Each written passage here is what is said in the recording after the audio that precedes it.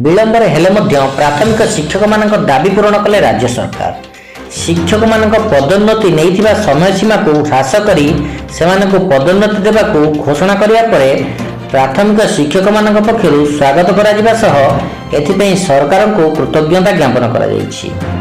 यह द्वारा गुणात्मक शिक्षा प्रदान क्षेत्र में सफलता हासिल करा जाय परिबो बोली भद्रक जिला निखिल उत्कल प्राथमिक शिक्षक फेडरेशन पक्षरु आयोजित एक सांबादिक सम्मेलन में प्रकाश करा जायछि।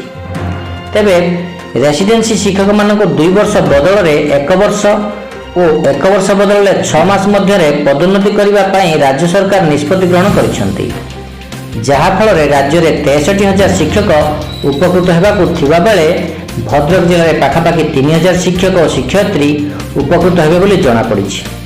तेबे एथिपई सेमाने माननीय मुख्यमंत्री नवीन पट्टनायक और गणशिक्षा मंत्री को धन्यवाद और कृतज्ञता जणाइछन्ति।